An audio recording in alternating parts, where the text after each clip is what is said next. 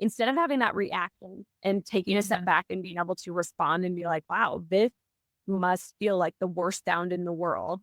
And so then how do we help her with that? And it took us a long time to figure out how to model language for her, how to model, how to, and fast forward now, we've come to a point where if my son, if he takes a bag of chips or something into his room, he's going to have a snack, Eliza will look at him. And that used to make her yell because she knew she was going to hear someone eating. And that just the even thinking about that sound would get to her. But now she'll watch him, she'll see him go in and she'll go, close the door. And so she understands there's this, she can help her own self and she can communicate, but it took us a long time to get there because it just threw us for such a curveball. Hey mama, are you feeling like you're walking on eggshells around your little one? Does every day feel like a battleground from breakfast to bedtime? You're not alone. If meltdowns, sensory sensitivities, and communication challenges are turning your days upside down, you're in the right place. Welcome to the Sensory Savvy Mama, the podcast for moms raising neurodivergent little ones. I'm your host, Victoria, and I get it. I've been there. The endless research, the frustrating appointments, the feeling like no one understands what you and your child are going through. Here, we ditch the cookie cutter advice and embrace the power of understanding your child's unique sensory needs within the context of your family. We'll dive into practical strategies, expert insights, and real-life stories to help you create a calmer, more connected family life. Because you deserve to feel empowered, not exhausted. Let's ditch the overwhelm and discover the joy of raising a sensory kid in a neurodiverse family. You ready? Let's go.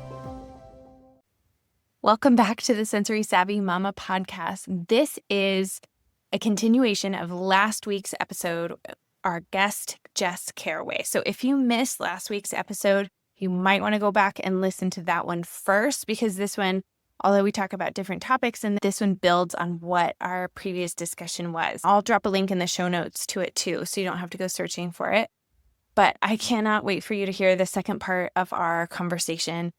Jess was such a great person to have conversation with. She just totally transformed how she shows up as a parent and is neuro-affirming and supporting her autistic daughter, Eliza, in her Gestalt language processing and using AAC device.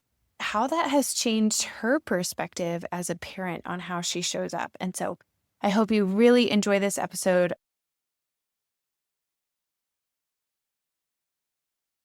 Let's start to build on that. Because if you don't have those things in place, if you aren't connected to your body, how do you build skills that require you to use your body?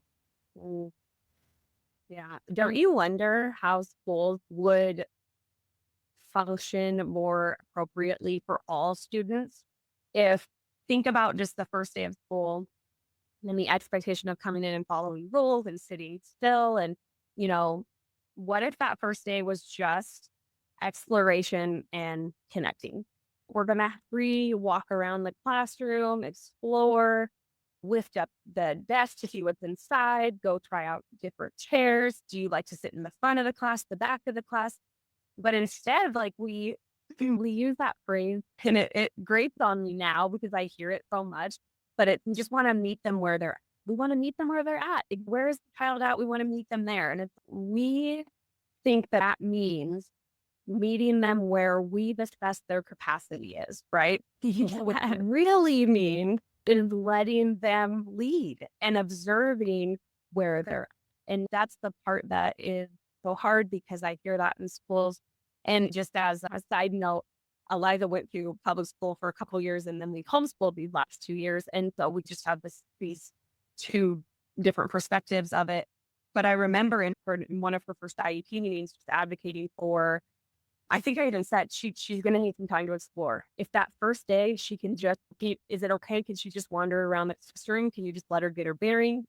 And then the next day, work on, Eliza, here's your desk, or here's this seat, or here's these options.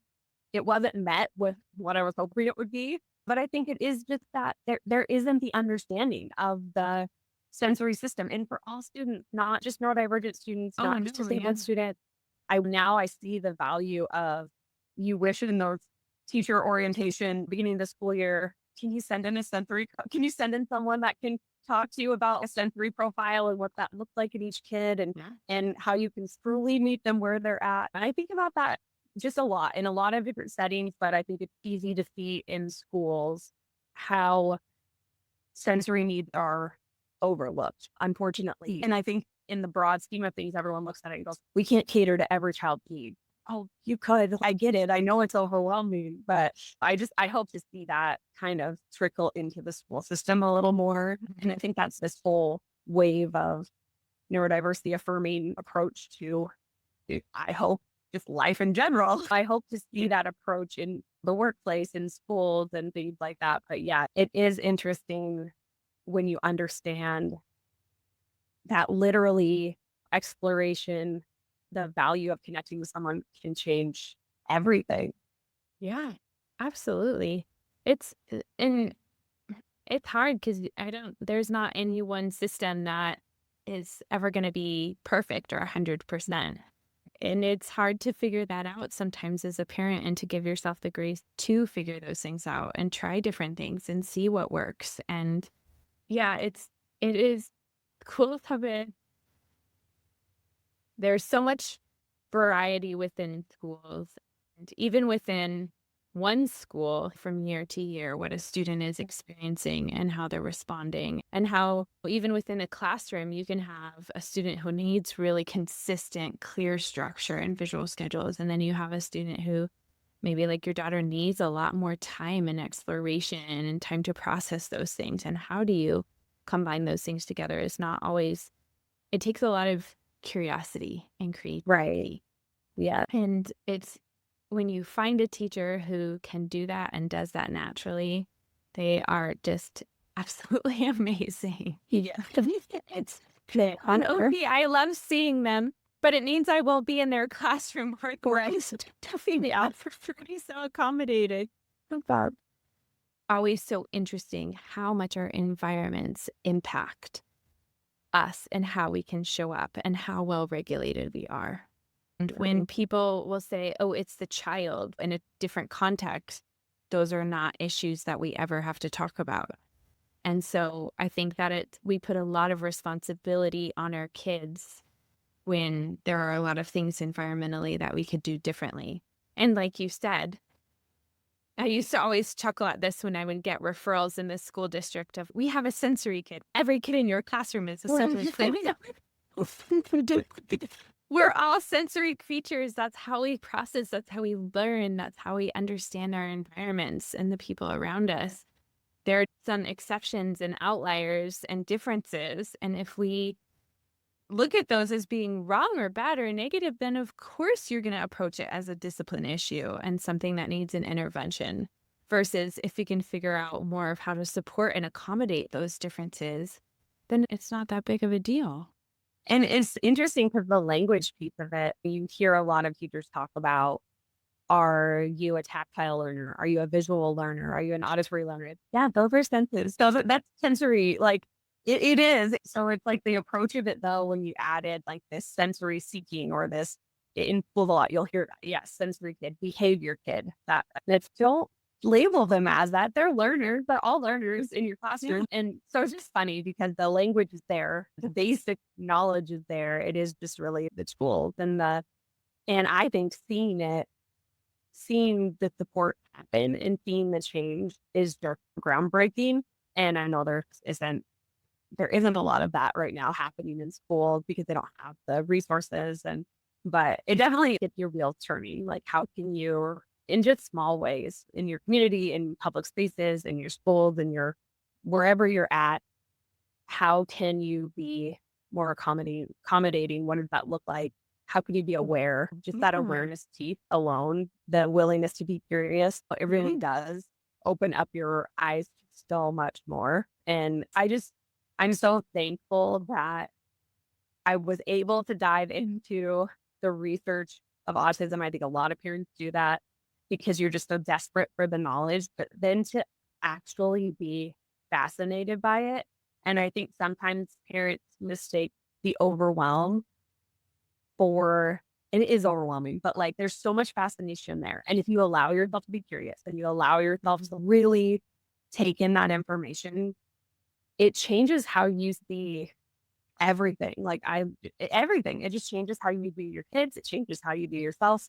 It changes the compassion you have for others as they're trying to deal with their own sensory system in the world. It's just amazing how all of that is interconnected. Yeah. Oh, 100%. It is. And it allows us to, when you can pause and reflect in that way, I think it allows you to show up totally differently. I think the other piece that you mentioned too that's really important is that intuitive piece. That's huge and that we discredit so quickly in the name of science. Like you have to have both. You have to have both. And I think there's so much great research and stuff in science, and I'm not saying not science at all, but there are things that will work for you and things that won't work for you, but research might still support.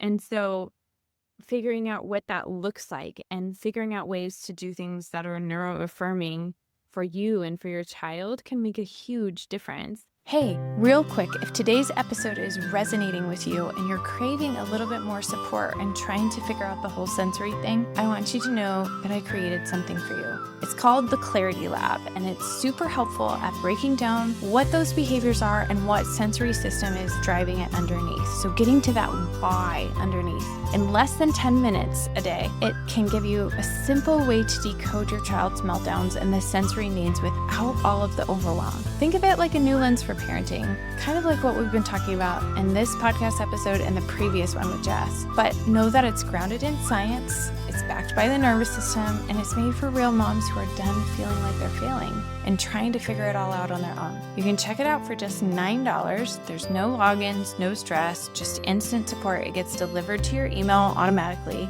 You can do it at your own pace, whether you want to sit down and take it down in one afternoon or if you want to spread it out over a couple days. Both options are available to you. The link is in the show notes if you're curious. Let me know if you try it out. And also back to the school thing, because I know I've had a couple moms who are like, I do not have the capacity to homeschool my child. When you create a safe space within your home where those sensory needs can be met and those are okay, your child is going to do a lot better in a school, even if that school isn't as accepting or accommodating, if they have a safe place where that is okay. And if they have a place where they can connect and they can be themselves completely and loved for who they are, Right. then school it doesn't have as much power over them. Yeah, definitely. Especially that it's interesting with homeschool because that was not our plan. That was never we weren't even considering it. I feel like a lot of parents of disabled kids are like, oh, maybe we'll do this. We have to. Maybe we'll switch to a private school. Maybe we'll. And we just had put all our money into all of our banked on public school and thought that was going to be the right fit. And transitioning to homeschool, seeing the ways that things that like even just stimming, being able to, Eliza stims a lot by scripting. She's a felt language processor. So like for her, she needed to be able to talk and script her scenes all the time because that's how she was able to stay regulated while she was just like playing or hands-on learning or things like that. And so you see those differences of in a public school, she can't talk all day. You can't hear her scripting all day. She's got to be quiet in the classroom. So there's these expectations and you're able to step out of that and realize, oh, okay, she did need time to explore her own sensory system in that way. She needed to be able to self-regulate in a way where her nervous system wasn't heightened and she was walking into a space where the environment just wasn't right for her. And when we decided to homeschool, we were always like, we're just going to take it year by year, semester by semester. It may change. We may get to a point where we feel like a different option or going back to public school would be good for her. And I think that's the part in understanding your child's sensory processing, understanding what their capacity is, what they need to connect with other people. It is understanding that it changes. That's the part that probably the last year has been the most significant for me to realize is I felt so confident in her sensory profile that when it changed, and it changed significantly, it was like, oh, wait, yeah, this is like always evolving and ebbing and flowing. And of course it is. That's how it is for everyone. Life is dynamic. Right. So it's interesting to see that. Yeah, you never know what your child is going to need. You're there to support them, and you have to ride the wave, or you don't, or you're never going to, you'll just be crushed under the lid because there. I always think of the example of for the first, I don't know, 8 years of Eliza's life. I was like, does she smell things? I don't know. I've never seen her react to smell. I've never seen her like have any inclination that that is a sense she into, or that it made no sense to me. But then all of a sudden, it was like it hit. And you recognize that she had that, or she had a way to express it. But wow, did she have strong opinions about certain food, and it was just so fascinating to watch because you're like, oh my goodness, here for 8 years I've been saying she can't smell. And it's, no, of course she could. Her other senses were taking priority at the is how I view that. And she's had similar reactions to auditory things. In all of those beginning questionnaires, I'm like, no, she doesn't care about loud noises. She doesn't care about this or that. And then all of a sudden, she was like, had major reactions to us breathing. And it was like, and it was extreme reactions. And then it was like, to any sort of, you had a fan on. If you had it was so intense that, again, you're like, oh, I was ignoring that. Like, even if she's not identifying with a specific sensory processing area in her body, it's still there. It's not unlike like interoception and knowing what your body needs and knowing what it's feeling. It's like I was doing that from the outside. Like, I didn't have the interoceptive perspective of Eliza to say, of course she has a sense of smell. Of course she has auditory preferences. But seeing it play out that extreme and having been so confident that like I understood her, it was such a good lesson to say. And we had to shift so many things with the auditory, especially. We had to really shift the way as a family that we, you know, how we communicated with her, what our routines were with waking up. If she woke up first and any of us were breathing, when you breathe at night, like people do, she would just go wherever the first person was she could find and just scream bloody murder. And every time that would happen, I would have to remind myself, I would just be like, wow, this must feel so painful for her to hear, instead of being like, oh, Liza, don't yet. Instead of having that reaction and taking a step back and being able to respond and be like, wow, this must feel like the worst sound in the world.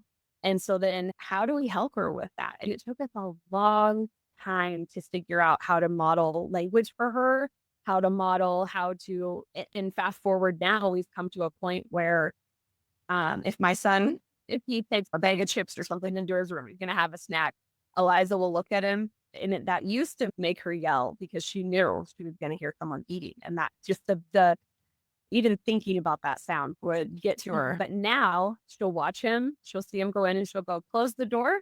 So she understands she can help her own self and she can communicate. But it took us a long time to get there because it just threw us for such a curveball. We were like, hey, we've never heard you even care about any of this. And then all of a sudden it was just such a huge part. But yeah, it made me reconsider how our senses, some of them just take that forefront spot and it cycles through depending on your environment, on your stage in life, it's so interesting, but I'm so happy it happened when it did, because now Eliza's 10. In these next few years, she's going to hit puberty. So all of that stuff was like, wow, what a great teaching moment for me to be able to use, to be aware of that and to understand that like her sensory system is her profile is going to change. And once I accepted that, then it was like, okay, I'm not an expert in this one sensory profile. I can be an expert in how to find ways to support her. But yeah, it was just a real eye opener. I think our kids are so good at it. The minute that we start to be like, "Oh, I got this figured out," they throw us curveballs and challenge us to our core. Well, Like, "What did you spin?" yeah. Very You true. think he's trying to speak? Let me humble you. Okay. What? How? What resources, like, how did you start to find out about sensory? I know you referenced your OT at the beginning. Was that the biggest thing, or was there something else? I know you did a lot of research. What kind of made it stick, or what was the most helpful in connecting those dots? Yeah, I think definitely her OT, like I said, the being able to see it. Eliza was not able to attend her therapy sessions alone just Hmm. because of her sport needs. And so that played into benefited me because like I said, otherwise I think I would have just dropped her off and not known any different. And so I feel like it was such a privilege to get to observe that and learn from her OT. I think being able to have someone like that who understands sensory processing, who understands just that whole world, the system, the senses, all of it, and being able to go and bounce off ideas each week. I would just go and be like, it seems like this. It seems I- all of those curiosities, watching her, like I said, creative movement, or like she's always been such a daredevil, but she's really careful. And so it's like in my head, I'm like, that doesn't really add up. Like because I would describe her. I'm like, oh, she's just like a risk taker. Like she's not scared of anything. And it was like, that wasn't really what it was. It was that she was so in tune with what her body needed that she was going to be careful in order to get it. And so all of those open conversations were so helpful. And so that's the resource that was the best was just having a sounding board of somebody. Sure. And then, yeah, on Instagram has a wealth of knowledge. I think it can be very overwhelming. And so I think that instead of trying to find every account that is in the lane that you're going down, finding the few that you really connect with, finding the few that, and a lot of times that is just something like a reel or a post that you see and you're like, oh, that's my kid or that's my life. I think it's TJ at Nye Functioning Autism. She was one of the first accounts that posted something. I look back at the reel all the time. I send it to anybody I could think of because she talks about how it felt when she would walk and how she would feel like she was floating. She couldn't feel where her body was at. And understanding that, having someone talk about something like that was so helpful for me because you go to OT or you get these referrals and it's things like, oh, let's try a weighted vest. And as someone who didn't know, what does that mean? What is that going to do for her? But then seeing that 60-second reel of someone explaining, I can't feel my body when I walk, or I feel like I'm floating, I feel out of control. And oh, that's what a weighted vest would do. That's what your sensory system needs something, whether it's a body sock or a weighted vest or a deep pressure Right. and so those stories, learning from autistic people, finding accounts where they were knowledgeable in what this could actually look like, and instead of just sharing the term, because that stuff is important, so important. It's just being able to link it back to your own life and being able to really see your child in someone else. And that's the thing I hear the most is, oh, your daughter reminds me so much of my child. I didn't know there was anyone else like them. And it's, oh, I've got like hundreds of comments and there are so many people like your child. Like there are, and that doesn't mean they're not unique. It doesn't mean their sensory profile isn't unique to them. Of course it is. It just means there are kids everywhere sensory seeking or sensory avoiding or everybody needs this. But seeing yourself in someone else or seeing your child in someone else, it makes all the difference. And I think that's what social media has really provided in the support aspect is that connection. But yeah, the in-person, if you have an OT that you can bounce ideas off of, I just think that's invaluable because then you give yourself a permission to be curious because you have someone that you can go to and say, I noticed this. And then they can be like, why don't we try that? Why don't we try? I think kids come in with such clarity about who they are, right? And they're showing us that they're struggling with some of these things or that they're processing things differently. But if you don't know how to see that, we've already been so conditioned as parents at this stage in life of, oh, this is not what it's supposed to look like. Something is wrong. And yet, when you have that lens to look through it of, oh, she needs this, like she's feeling this differently. Like sometimes we don't even think that people can feel things differently, right? And we don't Right. acknowledge that enough that there are quite a wide variety of experiences and how those are felt, but also how those are expressed. Right. And so I think that's one of the biggest things too that can shift for parents early on is when you can look at, okay, what are they doing? What are they trying to get more of or less of? Start with that. Do more of that. Do less of that. Support that. And then see what comes out of that. And it's so interesting because our kids don't have the language for it yet, but they're showing us. And go down and be curious about it. Yeah. All right, last thing to wrap this up. If you could give encouragement to a mom who's fairly new on this journey and maybe like struggling to figure all this out, maybe doesn't have a great OT to work with or have access to one, or kind of just getting overwhelmed by all the resources and research and trying to advocate, but not knowing exactly how to do that, what would you say to her? It froze for just a second, but I think I caught the end of it. So I would say allowing yourself to step outside of the situation and really reflect inside. When your child does something and your instant response, if your child jumps off of the couch onto the ground and your instant response is, oh my goodness, don't do that. Because that's how we are, like that, culturally ingrained to think that's how we're supposed to parent. Instead of reacting in the moment, if it's safe, responding with, oh, your body looks like it needs to crash on the ground. You look like you need that looks fun. Let's put some pillows. Let's make it safe. Let's try this. But really allowing yourself to not react to something in a way that is going to discourage what their body needs and the intuition that they feel to seek something. And I think if I had been told that in the beginning, I would have not spent several years saying, oh, Eliza, you think it's so funny at the time or so cute to be like, oh, she's just naughty. Like she's a spitfire. She's just real into everything. She just had that personality. And it was like, I didn't mean any harm by that, but that is not how I would describe her now. And I don't like that that's how I saw her, but it's because I didn't have the knowledge. I didn't have the words. And so just allowing yourself to take a step back, understand you don't have to be reactive to the situation, obviously safety.